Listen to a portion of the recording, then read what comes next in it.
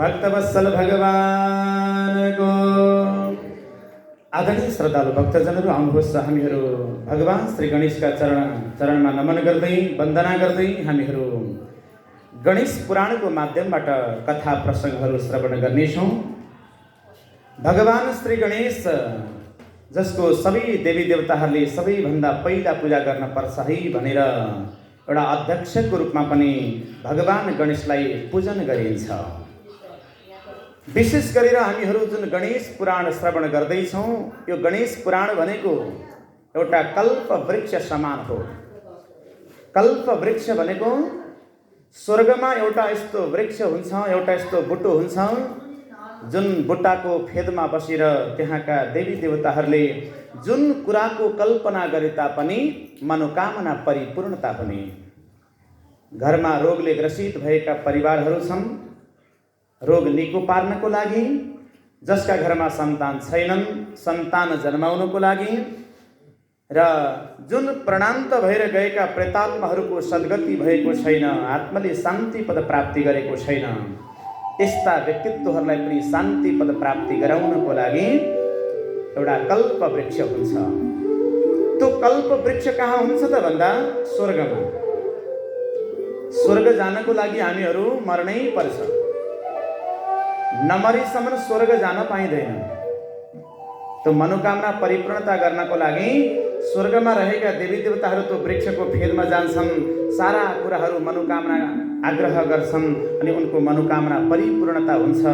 अनि ऋषिहरूले आग्रह गर्नुभयो, भगवान जस्तो कल्प वृक्ष त्यो स्वर्गमा रहेछ, त्यस्तै कल्प वृक्ष के यो पृथ्वी मण्डलमा छैन, के यो मर्त्य मण्डलमा छैन भनेर भन्दा मर्त्य मण्डलमा पनि छ। र त्यो मर्त्य मण्डलको कल्प वृक्ष भनेको के हो त भन्दा यो श्री गणेश पुराण नै यो पृथ्वी मण्डलको, यो मर्त्य मण्डलको कल्प वृक्ष हो। यदि पढ्न सकिन्छ भने पठनात् पढ्नाले, यदि पढ्न जानिँदैन भने श्रवणाद श्रवण गर्नाले वैकुण्ठ फलदायकम, वैकुण्ठको फलपद प्राप्ति गर्दछ। विशेष गरेर धेरै ठाउँमा गणेश पुराणको आयोजना किन गरिन्छ त भन्दा सन्तान प्राप्तिको लागि विशेष गरेर गणेश पुराण आयोजना गरिन्छ। जुन नारीहरूको मासिक रूपमा रजु धर्म निरन्तरता रूपमा हुँदैन, यस्ता नारीहरूले गणेश पुराण श्रवण गर्नु भनेको छ। जुन नारीहरूको गर्भ रहँदैन, यस्ता नारीहरूले गणेश पुराण श्रवण गर्नु। जुन नारीहरूको गर्भपतन भइरहन्छ, गर्भमा बच्चाहरू टिक्दैनन् अनि बल्ल तल्ल सन्तान त जन्मिन्छन् तर लुला लङ्गडा भएर सन्तान जन्मिन्छन् भने पनि त्यो परिवारको लागि, त्यो सन्तानको लागि, सबै परिवारको सुन्दरताको लागि पनि जीवनमा एकपटक गणेश पुराण श्रवण गर्नु। गणेश भगवानको कृपाले गर्दा सुन्दर परिवार बन्छ, सुन्दर सन्तान हुन्छन्। जुन व्यक्तिलाई पढ्न आउँदैन, गणेश भगवानको आराधना गर्नु। यस्ता मनोकामना परिपूर्णता गर्नको लागि कल्प वृक्ष समान यो गणेश पुराण रहेको छ। र यो गणेश पुराण हाम्रा सम्पूर्ण साई परिवारजनहरूले आयोजना गर्नुभएको छ र त्यसमा तपाईँ हामीहरू सबैको सहयोगले गर्दा यो कार्य अवश्य नै पूर्ण हुनेछ। तर यसमा नियमहरू छन्। पुराणमा आधारित रहेर कथा श्रवण गर्नको लागि, कर्ताहरू बनेर बस्नको लागि र यो यज्ञ समापन गर्नको लागि र आफ्नो व्रत परिपूर्णता होस् भन्नको लागि विशेष नियमहरूको पालन गर्नुपर्छ। जबसम्म मनमा भएका विकारहरूलाई निकालेर बाहिर फ्याँक्न सकिँदैन, तबसम्म गणेश पुराण श्रवण गरेर हाम्रो जीवन कहिल्यै पनि धन्य बन्दैन। जब हामी भगवानको शरणमा जान्छौँ भने हाम्रो मनमा रहेका हुन्छन् विकारहरू, ती विकारले हामीलाई सुख दिँदैनन्, दुःख मात्रै दिन्छन्। ती विकार के हुन् त भन्दा काम। काम भनेको घरमा गर्ने काम होइन, वासना रूपी काम। क्रोध, रिस उठ्छ। हामीहरू भगवानको मन्दिरमा जान्छौँ, धर्म गर्न जान्छौँ, साधना गर्न भनेर जान्छौँ, तर पनि कता कता क्रोध प्रकट हुन्छ, रिस प्रकट हुन्छ, लोभ प्रकट हुन्छ। काम, क्रोध, लोभ, मोह, मद अनि मत्सरलाई सट विकार भनेर भनिन्छ। यी 6वटा शत्रुहरू हुन्। यी 6वटा शत्रुहरू हाम्रो हृदयमा विराजमान छन्। जबसम्म यी हृदयमा रहेका यी 6वटा शत्रुहरूलाई हामीहरूले निकालेर बाहिर फ्याँक्न सक्दैनौँ, तबसम्म हाम्रो जीवन धन्य बन्दैन, हाम्रो शरीर पवित्रता बन्दैन। चाहे कुनै पनि कार्य गर्नको लागि होस्, हजुरहरूले आफ्ना इष्ट देवताको पूजा गर्नुहुन्छ, साधना गर्नुहुन्छ, कुनै पनि इष्ट देवताको पूजा गर्नुहोस्, आराधना गर्नुहोस्, तर त्योभन्दा पहिला मनमा भएको विकारलाई निकालेर बाहिर फ्याँकिदिनुहोस्। मनमा विकार रहिरह्यो भने त्यो ठाउँमा देवी देवताहरूको वास कहिल्यै पनि हुँदैन। एउटा सानो दृष्टान्त आग्रह गर्छु, बुझ्नुहोला। एउटा कुनै किसान हुनुहुँदो रहेछ। किसानले पानी पिउनको लागि एउटा सुन्दर टङ्की निर्माण गर्नुभयो। लाखौँ खर्च गरेर सुन्दर टङ्की निर्माण गर्नुभयो। अनि पानी पिउँदै पिउँदै पिउँदै पिउँदै पिउँदै जानुभएको थियो त्यो टङ्कीबाट, र धेरै समय व्यतीत भयो। कता कता त्यो टङ्कीबाट त्यो पानी पिउँदाखेरि कता कता दुर्गन्धित आयो, पानी गनाउन थालेछ। बुझ्नु होला है। अनि किसानलाई शङ्का लाग्यो, कतै टङ्की फोहोरो त भएन। टङ्की एक दिन किसानले गएर टङ्की खोलेर हेर्नुभयो, माथिबाट ढक्कन खोलेर हेर्नुभयो। ढक्कन खोलेर हेर्दाखेरि त त्यो टङ्कीभित्र मरेका 6वटा मुसा परेका रहेछन्। जुन पानी पिउन भनेर टङ्की निर्माण गरिएको थियो, त्यही टङ्कीमा चाहिँ मरेका 6वटा जब मुसा परेको किसानले देखे, अत्यन्तै दुखी भए। हे भगवान, मैले पानी पिउनको लागि भनेर सुन्दर टङ्की निर्माण गरेको थिएँ, तर दुर्भाग्यवश यो टङ्कीमा मरेका मुसा परेका रहेछन्। अब यो टङ्की पवित्र कसरी हुन्छ होला, यो टङ्की शुद्ध कसरी हुन्छ होला भन्ने एउटा किसानलाई चिन्ता लाग्यो। एक दिन त्यो किसान गुरुसँग सोध्नको लागि जानुभयो। गुरुसँग गएर आग्रह गर्नुभयो, गुरुदेव, मैले पानी पिउनको लागि भनेर सुन्दर टङ्की निर्माण गरेको थिएँ, तर त्यो टङ्कीमा दुर्भाग्यवश मरेका 6वटा मुसा परेका रहेछन्। अब त्यो टङ्की अपवित्र भयो, त्यो टङ्कीमा रहेको पानी पिउन योग्य छैन। अब हजुरले आग्रह गरिदिनुहोस्, त्यो टङ्की शुद्ध कसरी हुन्छ अनि त्यो टङ्कीको पानी पिउन योग्य कसरी हुन्छ, हजुरले आग्रह गरिदिनुहोस् गुरुदेव भनेर ती किसान गएर गुरुसँग आग्रह गर्दा गुरुले भन्नुभयो, बाबु, तिम्रो टङ्की शुद्ध गर्ने उपाय मैले भन्छु, सुन। तिमीले त्यो टङ्की शुद्ध पार्नु छ भने मैले भनेको कुरा सुन। के गर भने, यहाँबाट तिमी घरमा जाऊ, घरमा गएर भोलि बिहानै उठ्नु, बिहान उठेर तिमी गङ्गामा स्नान गर्नको लागि भनेर जानु। गङ्गामा स्नान गर्नको लागि भनेर जानु। अनि वहाँ गएर स्नान गर्नु। स्नान गरिसकेपछि भगवानको नाम उच्चारण गर्दै गर्दै गर्दै गर्दै एउटा शुद्ध तामाको अम्खरामा गङ्गाको जल भर्नु। अनि शुद्ध वस्त्र धारण गरेर भगवानको नाम जप्दै जप्दै जप्दै जप्दै त्यो गङ्गाको जल लिएर आउनु। अनि त्यो जुन मरेका मुसा परेका छन् नि, त्यो टङ्कीमा त्यो गङ्गा जल खनाइदिनु, त्यो शुद्ध हुन्छ। हामीहरूले पनि पूजा गर्दाखेरि गङ्गाको जल मिसाएपछि शुद्ध हुन्छ भनेर गङ्गा जल मिसाउँछौँ नि। गुरुले त्यही भनिदिनु भयो, जाऊ बाबु, त्यही गर, शुद्ध भाउ, स्नान गर, अनि शुद्ध जल ल्याएर त्यो टङ्कीमा खनाइदेऊ, तिम्रो टङ्की पवित्र हुन्छ भनिसकेपछि गुरुको वचनलाई सत्य मानेर भोलिपल्ट बिहानै ती किसान उठ्नुभयो, गङ्गामा जानुभयो। गङ्गामा गएर स्नान गर्नुभयो अनि शुद्ध जल, त्यो गङ्गाको जल अङ्खरामा भर्नुभयो। भगवानको नाम उच्चारण गर्दै गर्दै गर्दै गर्दै गर्दै त्यहाँबाट आफ्नो घरमा आउनुभयो। अनि लगेर त्यो टङ्कीमा खनाइदिनु भयो। टङ्कीमा खनाउनु भयो, तर किसानलाई कता कता लाग्यो कि यति गर्नाले मेरो टङ्की पवित्रता भयो होला त। गुरुले त भन्नुभयो गङ्गाको जल ल्याउनु, ल्याएर टङ्कीमा खनाउनु, तिम्रो टङ्की शुद्ध हुन्छ भनेर गुरुले त भन्नुभयो, तर मैले यति दुःख गरेर गङ्गाको जल ल्याएर त्यो टङ्कीमा खनाएँ, के अब मेरो टङ्की पवित्रता भयो होला त? मनमा शङ्का रह्यो। अनि फेरि पनि गुरुसँग जानुभयो। अनि किसानले प्रश्न गर्नुभयो, गुरुदेव हजुरले मलाई जे भन्नुभएको थियो त्यो सारा कार्य मैले जस्ताको तस्तै गरेँ। अत्यन्तै शुद्धता पवित्रता भएर स्नान गरेर गङ्गाको जल ल्याएर मैले त्यो टङ्कीमा खनाएँ, के अब त्यो टङ्की पवित्रता भयो त गुरुदेव भनेर भन्दा गुरुले पुनः कृष्णलाई प्रश्न गर्नुभयो, बाबु तिमीले त्यति धेरै दुःख गरेर गङ्गामा गयौ, स्नान गर्यौ, अनि गङ्गाको जल भरेर ल्याएर टङ्कीमा त खनायौ, तर त्यो टङ्कीभित्र जुन मरेका 6वटा मुसा थिए नि ती निकालेर फ्याँक्यौ कि त्यहीँ छन् त भन्दा होइन गुरुदेव मरेका मुसा त त्यहीँ छन् भनेर किसानले भन्थे रे। बुझ्नु भएको छ? भन्न खोजेको तात्पर्य के हो भने कुनै मरेका मुसाको कथा होइन, कुनै टङ्कीको कथा होइन। टङ्की भनेको के हो? हाम्रो शरीर हो। हाम्रो यो शरीर रूपी टङ्कीमा 6वटा मरेका मुसाहरू छन्। हजुरका पनि छन्, मेरा पनि छन्, सबैका छन्। ती मुसा के रहेछन् त भन्दा काम, क्रोध, लोभ, मोह, मद, मत्सर, यी 7 विकार भनेर भनिन्छ। यी चाहिँ हाम्रो यो शरीर रूपी टङ्कीमा बसेका छन्।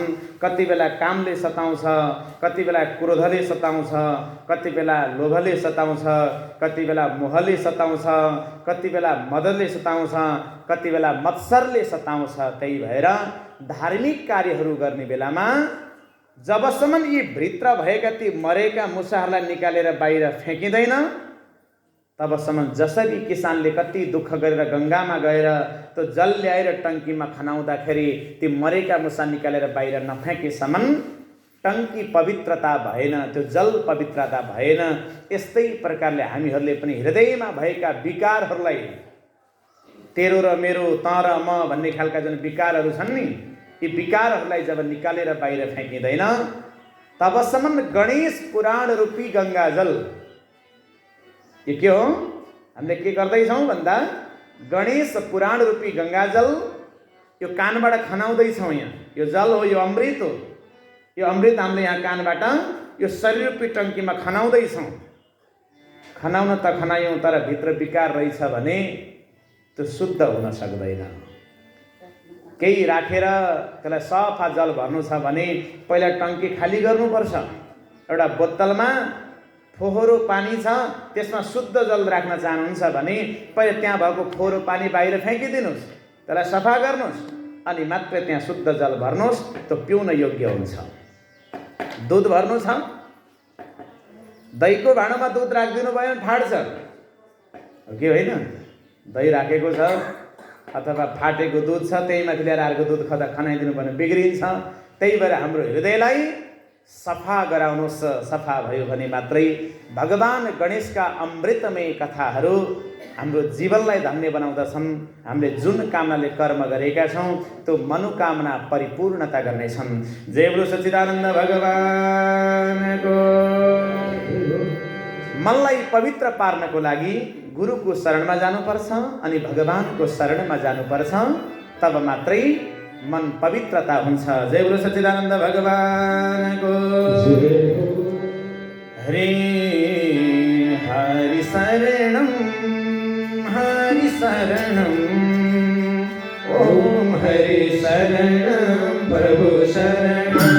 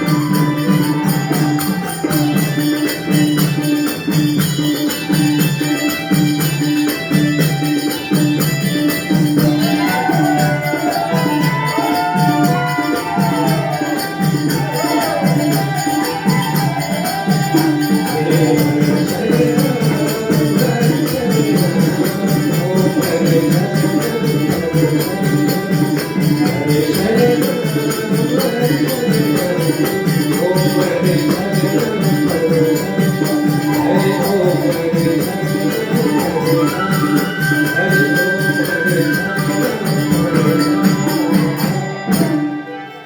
बोलो हरिहर भगवान को, सिद्धि विनायक भगवान को। सज्जन, यसै गरेर गणेश पुराणको माध्यमबाट परापूर्व कालमा जब पुराणहरूको रचना भयो, स्वयं भगवान वेदव्यासले यो पुराणको रचना गर्नुभएको छ। त्यसपछि भगवान नारायणले नारदजीलाई गणेश पुराण श्रवण गराउनु भएको छ। बुझ्नु होला, सबैभन्दा पहिला भगवान नारायणले नारदजीलाई यो गणेश पुराण श्रवण गराउनु भएको छ। शंकर भगवानले पार्वतीलाई श्रवण गराउनु भएको छ गणेश पुराण। शंकर भगवानले माता पार्वतीलाई गणेश पुराण श्रवण गराउनु भएको छ। ब्रह्माजीले भगवान वेदव्यासलाई श्रवण गराउनु भएको छ। अनि त्यसपछि व्यासजीले भृगु नाम गरेका ऋषिलाई श्रवण गराउनु भएको छ। अनि भृगु ऋषिले सोमकान्त नाम गरेका राजालाई यो कथा श्रवण गराउनु भएको छ। भृगु ऋषिबाट राजामा आयो। सबैभन्दा पहिला कसले श्रवण गर्यो त गणेश पुराण भनेर भन्दा सोमकान्त नाम गरेका राजाले यो गणेश पुराण श्रवण गर्नुभयो। अनि राजाले श्रवण गरिसकेपछि बिस्तारै बिस्तारै प्रजाहरूले श्रवण गर्दै गर्दै गर्दै गए र श्रवण गर्दै गर्दै गर्दै जाँदा आज तपाईँ हामीहरू पनि यो गणेश पुराण श्रवण गर्नको लागि प्रारम्भ गर्दैछौँ। शंकर भगवानले पार्वतीलाई अमर कथाको रूपमा श्रवण गराउनु भएको छ गणेश पुराण। भगवान शंकरले माता पार्वतीलाई अमर कथाको रूपमा चाहिँ गणेश पुराण श्रवण गराउनु भएको छ। गणेश पुराण श्रवण गराएर भन्नुभयो, हे माता पार्वती, अब तिमी अमरत्व प्राप्ति गर्नेछौ। अब तिमीलाई कहिल्यै पनि मर्न पर्दैन। तिमीले गणेश पुराण श्रवण गर। गणेश पुराण श्रवण गर्यो भने तिम्रो अमरत्व प्राप्ति हुन्छ, तिमीलाई कहिल्यै पनि मर्न पर्दैन भनेर यसरी आग्रह गरिसकेपछि नैमिषारण्य नाम गरेको परम पावन पवित्र पुण्य भूमिमा सुतजी महाराजले सौनकादि 88,000 ऋषिहरूलाई कथा श्रवण गराउँदै गराउँदै गराउँदै जानुभएको थियो। ऋषिहरूलाई यो कथा सुन्न मन लागेछ। अनि उहाँले तुरुन्तै आग्रह गर्नुभयो, हे सौनकादि ऋषि महर्षि, हजुरले हामीलाई पुराणहरूको माध्यमबाट धेरै पुराणहरू श्रवण गराउँदै गराउँदै गराउँदै गराउँदै आउनु भएको छ। तर गणेश पुराण श्रवण गर्ने सौभाग्य हामीले प्राप्ति गरेका छैनौँ। अमर कथाको बारेमा श्रवण गर्ने सौभाग्य प्राप्ति हामीले गरेका छैनौँ। त्यही भएर अब हजुरले हामीलाई यो प्रसङ्ग श्रवण गराइदिनुहोस् है भनेर ऋषिहरूले आग्रह गर्नुभयो। त्योभन्दा पूर्व जब यो कलियुग लाग्नेवाला थियो, सत्य त्रेता द्वापर कली अहिले चलेको कलियुग हो। कलियुग लाग्नुभन्दा पूर्व सुतजी महाराजले सौनकादि 88,000 ऋषिहरूलाई जब अनेक पुराणहरू श्रवण गराउनको लागि भनेर जब एउटा घनाघोर जङ्गलमा गएर पुराण श्रवण गराउनको लागि प्रारम्भ गर्नुभयो, हामीहरूको त मात्र 7 दिनको, तर त्यति बेलाका ऋषि महर्षिहरूले 1000 वर्षमा समापन गर्नको लागि भनेर यज्ञ प्रारम्भ गर्नुभएको थियो। हामीहरूलाई 7 दिन पनि धेरै हुन्छ, 7 दिन पनि हामीले पुरा समय दिन पाउँदैनौँ। तर त्यति बेलाका महर्षिहरूले 1000 वर्ष, फेरि नबुझ्नु होला 1000 वर्ष, हामी त 100 वर्षभन्दा बाँच्दैनौँ। अब 1000 वर्षसम्म कसरी थाल्नुभयो? 1000 वर्षसम्म त उहाँको पनि प्रणाम त हुन्थ्यो होला भन्ने खालको विषय सोच्नु होला। यो कुनै कलियुगका कथा होइन। कलियुगमा हामीहरूको आयु 100 वर्षको हो। यो कसरी घट्दै घट्दै आयो त भन्दा बुझ्नु होला, सत्ययुगमा एउटा मान्छेको आयु हुन्थ्यो 1,00,000 वर्षको। सत्ययुगमा एउटा मान्छेको आयु हुन्थ्यो 1,00,000 वर्षको। त्यही भएर त पुराणहरू सुन्ने बेलामा फलानु राजाले यति 1000 वर्षसम्म राज्य गर्नुभयो, फलाना राजाका यति 1000 धर्मपत्नी थिए, सगर राजाका 60,000 छोरा थिए। ल हेर्नुहोस्, सुन्नु भएको छ नि पुराणहरूमा, होइन? किन त भन्दा आयु धेरै हुन्थ्यो। सत्ययुगमा 1,00,000 वर्षको आयु हुन्थ्यो भने सत्ययुग समाप्त भएर जब त्रेतायुग लाग्यो, त्रेतायुग लाग्ने बेलामा धेरै घटेको होइन हजुर, मात्र एउटा शून्य मात्रै घट्यो। 1,00,000मा एउटा शून्य घट्यो भने कति हुन्छ? 10,000 भयो।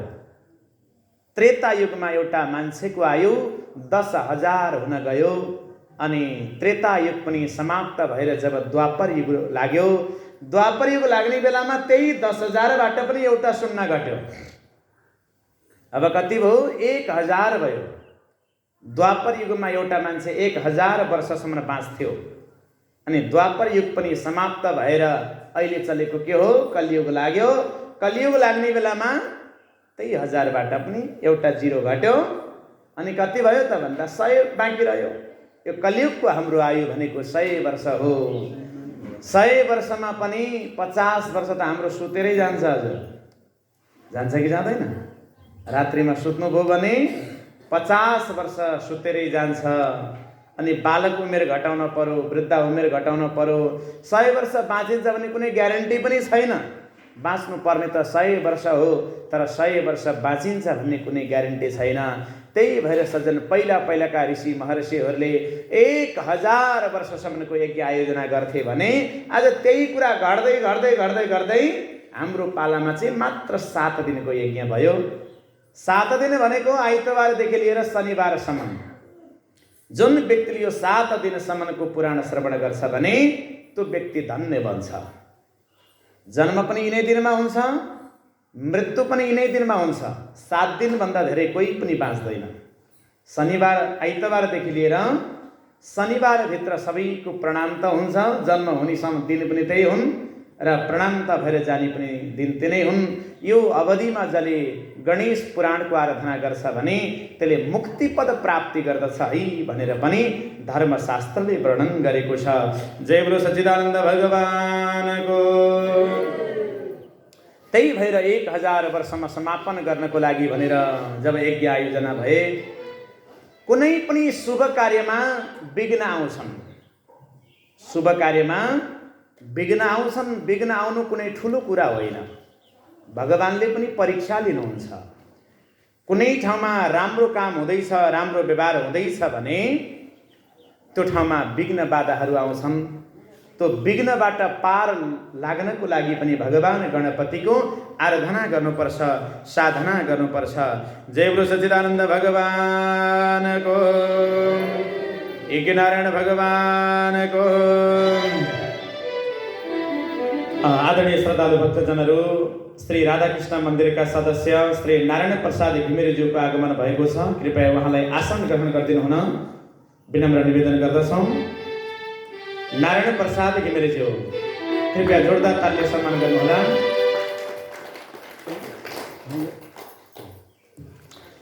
यसै गरेर श्री दुर्गा मन्दिर रामनगर बुटोलका पण्डित शिवहरि नेउपानेज्यूको आगमन भएको छ। उहाँलाई पनि आसन ग्रहण गर्नका निमित्त विनम्र निवेदन गर्दछु। यसै गरेर फलहारी माता आदरणीय माता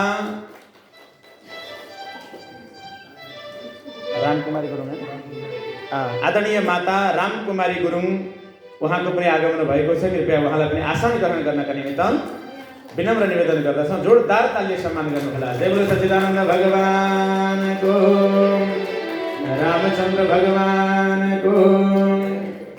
हरे गुरु शरणं गुरु शरणं, ओम हरे शरणं परमो शरणं।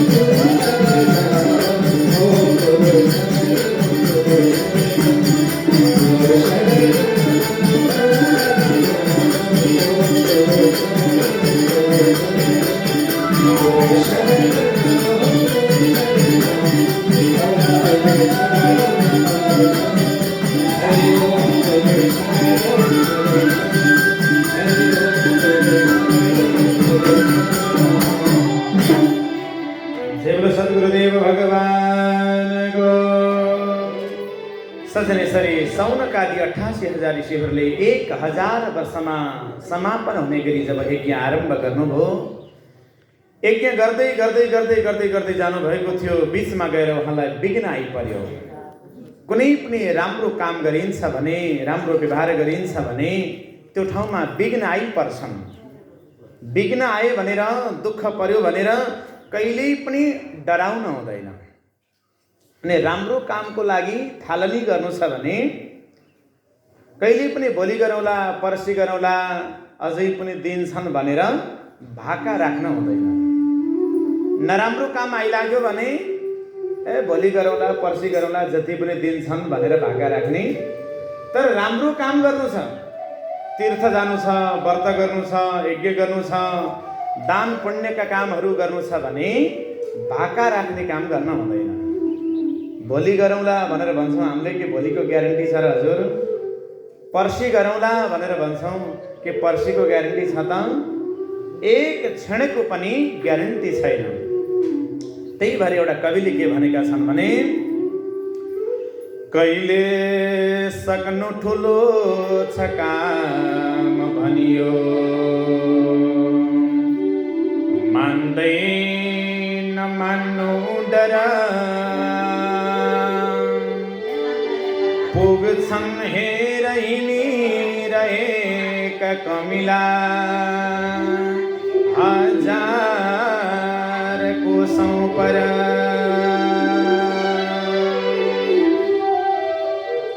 थालौँला नि बख छँदैछ भनियो, भाका नराख्ने गर, पुग्दैनन् गरुडै पनि नौडिता, त्यही 5 बित्ता पर। पुग्दैनन् गरुडै पनि नौडिता, त्यही 5 बित्ता पर। कहिले सक्नु ठुलो छ काम भनियो, मान्दै नमान्नु डर। घर बनाउने सोचमा हुनुहुन्छ भने हे भगवान् घर कसरी बनाउने, कहाँ ठेकदार खोज्ने, कहाँ मिस्त्रीहरू खोज्ने, कहाँ ढुङ्गा खोज्ने, कहाँ गिटी खोज्ने, कहाँ बालुवा खोज्ने भनेर चिन्ता गर्न लाग्नुभयो भने त्यो घर कहिल्यै पनि बन्दैन। बुझ्नु भएको छ नि होइन? दुनियाँभरको चिन्ता गर्न लाग्नुभयो भने त्यो काम कहिल्यै पनि बन्दैन। जब गएर खेतमा, बारीमा, जग्गामा गएर शिलान्यास गर्नुहोस्, शिलान्यास गरिसकेपछि ठेकेदारहरू हजुरको घरमा दैलो लाउँछन्, हजुर लाइन लाउँछन्। लेबर मिस्त्रीहरू कति चाहियो, त्यहाँ गिटी कति चाहियो, कहाँबाट ल्याउने, सबै कुराहरू चाहिँ हजुरको घरमै ल है मलाई सहयोग गरिदिनु होला, मेरोमा बालुवा छ, मेरोमा गिटी छ, मेरोमा सिमेन्ट छ, सबै आउँछन्, हजुरलाई सहयोग हुन्छ। यस्तै प्रकारले राम्रा कार्य गर्नको लागि यही यज्ञको कुरा गरौँ। अब यो यज्ञ थालनी कसरी गर्न सकिन्छ कि सकिँदैन भन्ने खालको चिन्ता भयो भने चिन्ता गर्दा गर्दै दिन जान्छन्, हजुर यज्ञ पूर्ण हुन सक्दैन। तर यज्ञ थालना गरिसकेपछि सबैजनाको साथ मिल्छ, सहयोग मिल्छ, अनि त्यो पनि परिपूर्णता हुन्छ। त्यही भएर यस्ता कार्यहरूमा विघ्न पनि आउँछन्, राम्रा कार्यहरूमा विघ्न पनि आउँछन्, तर त्यो विघ्नबाट डराउन हुँदैन। दुःख पर्यो, आपद पर्यो, धेरै कष्ट भयो भनेर कहिल्यै पनि डराउन हुँदैन। सौनकादि 88,000 ऋषिहरूलाई पनि 1000 वर्षमा समापन गर्ने भनेर भनिएको यज्ञ पूर्ण हुन सकेन। बीचमा विघ्न भए, दुष्ट दानवहरूले यज्ञलाई विध्वंस गरिदिए। यज्ञ पूर्ण हुन नसकिसकेपछि सौनकादि 88,000 ऋषिहरू भ्रमण गर्दै गर्दै गर्दै ब्रह्माजीको शरणमा ब्रह्मलोकमा जानुभयो। जय बोलो सच्चिदानन्द भगवानको। हरि रक्षा कर हरि रक्षा कर हरि, आएका छौँ भर परि रक्षा कर हरि।